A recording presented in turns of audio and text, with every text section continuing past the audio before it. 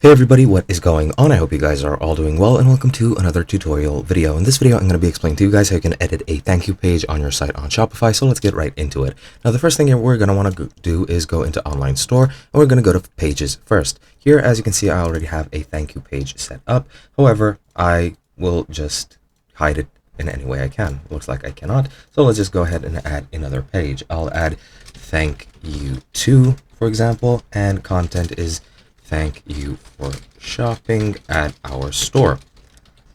And let's just say it's that text and that's the content. Just click save, and as you can see, the store has been created. Now we're going to go over into themes, click on customize, and now once we click on customize, we can go ahead and create a new page.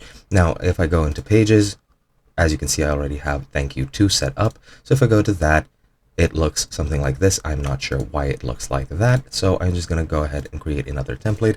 Just click on thank you again, set that as a name, and then I'll add the default page as a template. Click create template, and now it should show this. As you can see, this is the contents of my thank you page, and it'll show up right here. Now to edit this, all you can do is add sections here in the header. You can add custom liquids to add code. You can add custom images here. You can add a slideshow, an image banner if you want. Let's just add an image banner as an example. You can then just delete the elements here and edit them to your liking if you want. And yeah, that's pretty much how you can edit your thank you page on Shopify. Hope you guys enjoyed, and I'll be seeing you guys in another video.